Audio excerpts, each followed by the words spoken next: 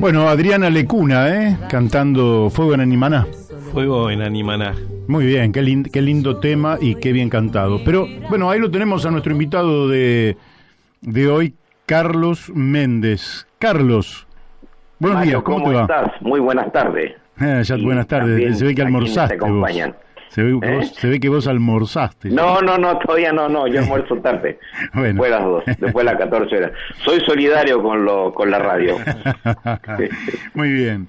Bueno, Carlos, ¿qué novedades tenemos? Vamos a hablar, te propongo que hablemos de octubre, lo que significa octubre para los chilenos, para Chile. Dale. Hay fecha que hice un raconto, digamos, de cuestiones no solamente importantes, sino cuestiones hechos que han acontecido y que han sido fundamentales e incluso otros hasta lapidarios para la situación no para la situación que sino que digamos para la historia de Chile.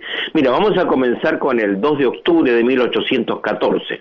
Mira, el 2 de octubre de 1814 en plena independencia, digamos, de España.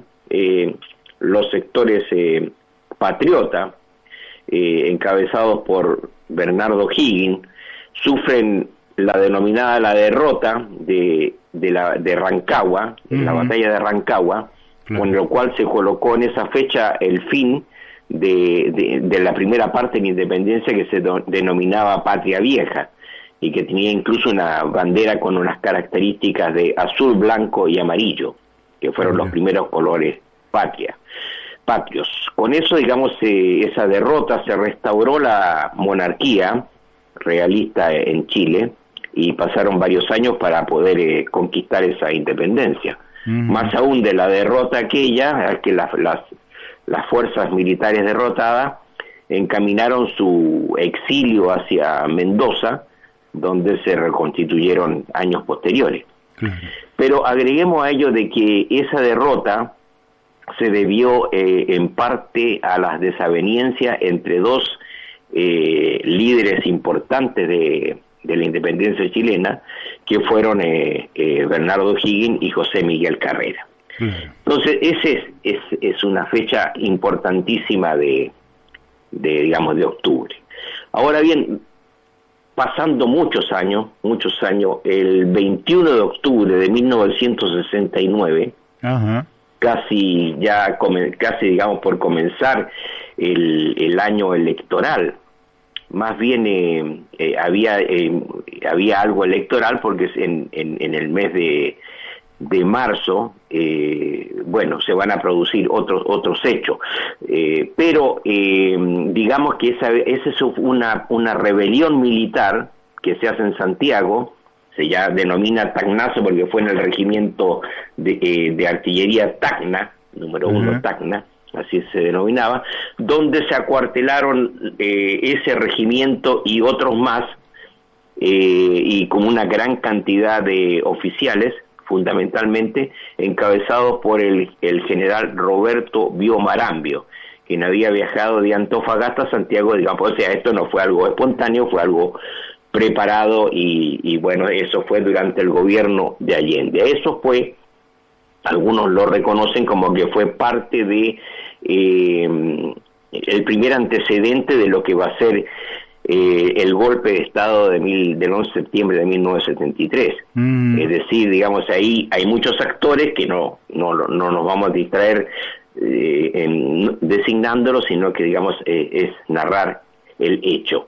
El hecho, digamos, significó que un descabezamiento del ejército, de las autoridades militares de entonces, también el ministro de Defensa. Recordemos que en el año 69 aún estaba en el gobierno el presidente Eduardo Frei Montalva.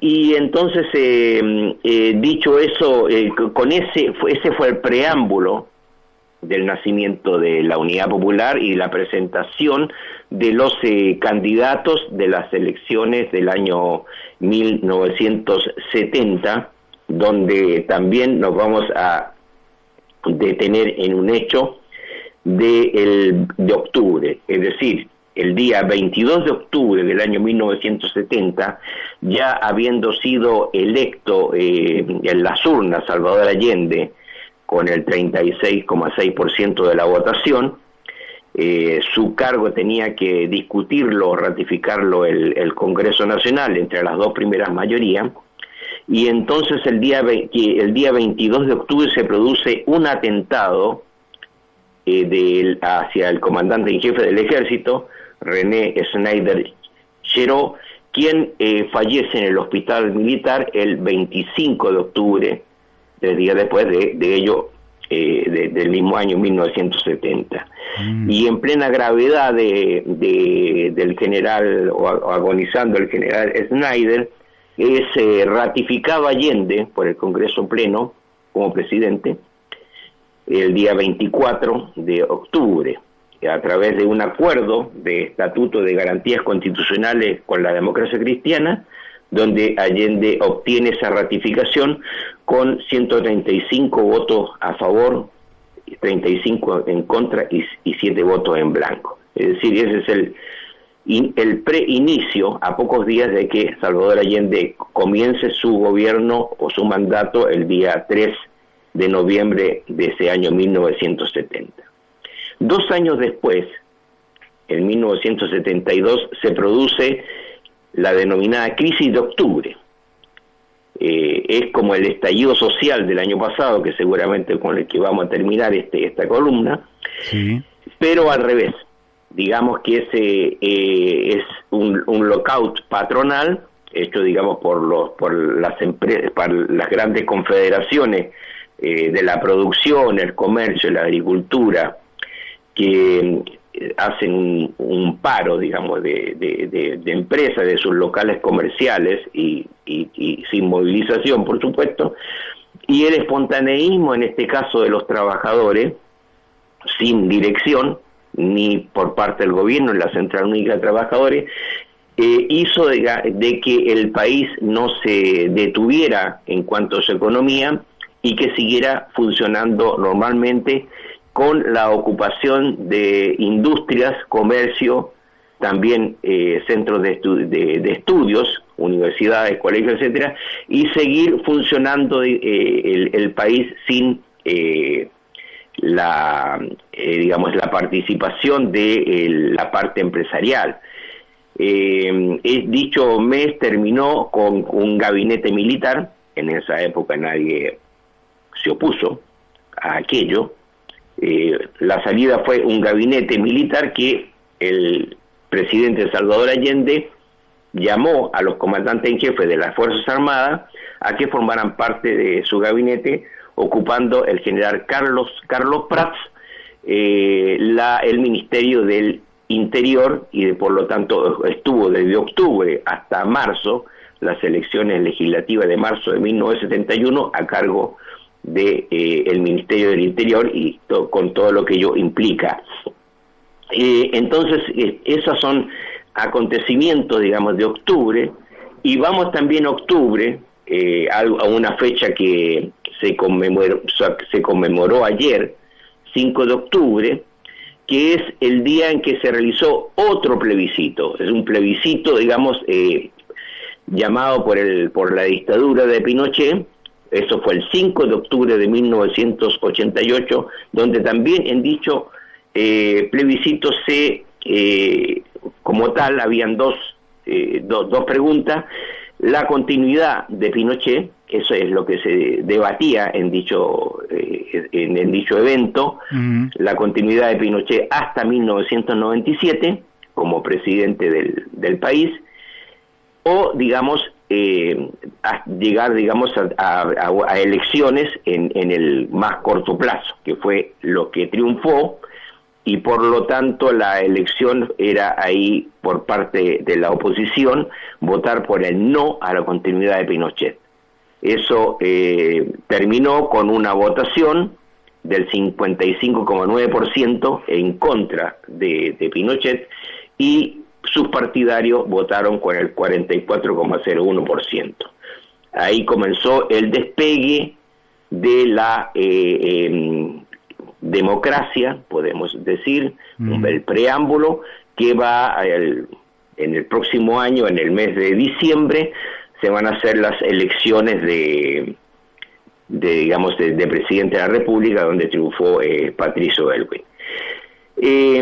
Y ahí, digamos, ya en cuanto a evento importante de octubre, vemos el evento del año pasado, del estallido social, que comenzó el 18 de octubre del año pasado, que es el evento que hemos analizado, hemos comenzado analizándolo a través de este programa, y que va a tener no sé si culminación, pero sí su resultado importante, ya que a través de la crisis social y política que provocó dicho estallido, ya no tener, digamos, salida política en relación a toda la situación de caos y violencia que estaba desencadenando, el Congreso o los partidos políticos resolvieron una reforma constitucional que permite una nueva constitución, la redacción de una nueva constitución, y que comienza dicho proceso constitucional con un plebiscito que se va a realizar el próximo domingo 25 de octubre. Ese es el itinerario que tenemos de estas importantes fechas de octubre, donde este 25 de octubre se define por un plebiscito una votación entre el sí y el no. Esta vez el sí es la redacción de una nueva constitución y el no es continuar con esta constitución que viene de la época de Pinochet. Ahora, ¿cuántas listas se presentan por uno y otro lado? Bueno, digamos los sectores que lo apoyan. Sí. Por los sectores, digamos, del sí, una nueva constitución, está toda la oposición, pero no unida, no coordinada, no una sola voz. Imagínate, o sea, no es que hay un sí minúscula o sí mayúscula, pero sí en cuanto a la campaña hay diferentes posturas que lo más probable es que no ponga en riesgo del triunfo. Pero además a aquello hay sectores del oficialismo, tanto de la UDI, lo habíamos dicho en programas anteriores, como el alcalde Joaquín Lavín, más otros alcaldes también, y de Renovación Nacional, que es otro partido de gobierno, incluso algunos ministros, como el ministro de Defensa, Mario Desbordes, y el de la Secretaría General de la Presidencia, Nicolás Monkeberg, que están, digamos, por aquello, digamos, de que hay una nueva constitución para, digamos, comenzar a redactarla dentro de los próximos meses. Uh-huh. Y por el no está muy reducido, digamos, acotado a los partidos de gobierno de la UDI y Renovación Nacional y Evópolis. Ese es el panorama que existe, pero... ¿Hay alguna encuesta, Carlos? Mira, las encuestas oscilan entre el 55 incluso hasta el 80%. Habría que verlo cómo va a repercutir los próximos días, porque hay un hecho que aconteció la semana pasada, el retomar las actividades o las manifestaciones en la denominada Plaza de la Dignidad, ex Plaza Baquedano, Plaza Italia, uh-huh, que produjo una situación que se ha viralizado en videos y en todos los medios, de un enfrentamiento entre un policía de 22 años y un joven de 16 que lo choca, digamos, prácticamente le hizo un claque al policía al borde del puente del río Mapocho, y que este muchacho cayera de cabeza al lecho del río a una altura de 7,40 metros. Entonces, eso que se ha filmado y se ha visto en todas partes está provocando más manifestaciones en dicho lugar, ya de casi todos los días, como protesta por esta violencia que comenzó la semana pasada. Te hago una pregunta, ¿cómo, si se sabe, porque hay alguna encuesta, o cómo intuís vos que va a votar la juventud? Ya, mira, vamos por parte. En primer lugar, la votación, además de la epidemia, además de la pandemia, el voto es voluntario, es optativo, no es obligatorio. Entonces, eso da un margen para muchas liberalidades, así entre comillas. Claro.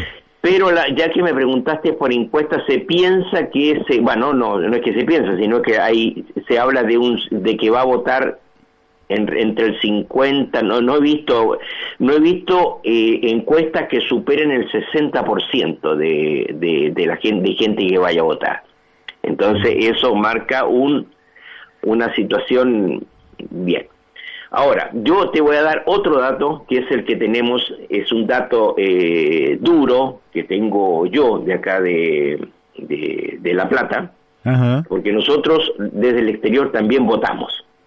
Mira. Entonces, además de que nosotros tenemos el problema de que para votar el día 25 de octubre tenemos que trasladarnos a Buenos Aires, por lo cual hay que pedir como todo residente acá en la República Argentina, tendríamos que pedir los permisos referentes para poder viajar hasta Buenos Aires, y también de locomoción, transporte, etcétera. Ya tuve una serie de dificultades, que yo he hecho alguna encuesta, que he conversado con la gente mayor de 60 años no va a votar, no va a viajar, o no se va a arriesgar, digamos, en otros términos, y otra gente joven tampoco lo va a hacer. Pero eso no es lo más importante. Lo más importante es lo siguiente, que de aquí en La Plata tenemos 212 electores. 212. Claro, que nos inscribimos para poder votar. No voy a contar todo el sistema, es un sistema engorroso, pero hay que ir a inscribirse, etcétera, etcétera, para poder votar en los tiempos que había. Entonces ahí tú me preguntas por la juventud. La juventud no quiso inscribirse, no se inscribió. Te lo digo porque nosotros hicimos acá dos eventos que consulados vinieron a inscribir gente, y lo hicimos en el recinto del Colegio de Abogados, y los primeros días de diciembre del año pasado, y muy pocos jóvenes se inscribieron, de cientos. Entonces ahí me arriesgo yo a decir que hay una posición política, ideológica, en relación al sistema democrático. Yo tengo la impresión de que hay un gran sector de la juventud que no está, no aspira o no cree en el sistema electoral. Hablemos de aquello. No está por el problema electoral. De ahí, digamos, que ellos piden, sobre todo estas manifestaciones que se dan ahí en la denominada Plaza Dignidad, apunta aquello a hacer, digamos, no un proceso constituyente que se va a regir, sino porque lo consideran de que es un proceso constituyente manipulado por los sectores, digamos, que denominan de la cocina, de los partidos políticos tradicionales, etcétera, etcétera, etcétera, y ellos proponen, digamos, si es que es propuesta, una asamblea constituyente. ¿En qué consiste esa asamblea constituyente? Bueno, es algo así, no sé, levanten la mano, algo así, ¿viste? Levanten la mano los que están de acuerdo con esto, algo muy horizontal y que tampoco no tiene ninguna medición. Eso es lo concreto, lo que de acuerdo a ello también hay intelectuales, teóricos que son partidarios y que fomentan este tipo de tendencias. No es algo así tan burdo, digamos, como yo lo puedo explicar, porque no estoy de acuerdo, sino que, digamos, ellos tienen esquemas de un tipo de democracia, entre comillas, horizontal, doble comilla, después, o sea, pero no institucional. Entonces eso es lo que creo yo que coloca en riesgo el proceso constituyente mismo. Más aún que esos sectores, si es que van a votar, ellos van a agregar, yo lo he dicho ya en otro programa, van a agregar, digamos, a la cédula del voto, van a agregar la palabra, la letra, digamos, las letras AC, Asamblea Constituyente, corriendo el riesgo de que ese voto sea observado. Efectivamente. Bueno, Carlos, te agradecemos muchísimo. Bueno, será bien, será la próxima semana, veremos más. Bueno, ya nos vamos acercando, ya falta muy poquito, es decir, tenés 2 martes antes del 25 y después el martes posterior evaluando aquellos resultados. Así que te mandamos un fuerte abrazo. Vamos a traer algunas cifras, ¿Cómo? Vamos a traer algunas cifras. Me parece muy bien. Muy bien. Pero ahora la cifra es que el tiempo se nos ha ido. Así que fuerte abrazo y hasta el martes próximo, Carlos. Chau, gracias. Chau. Chao. Bueno.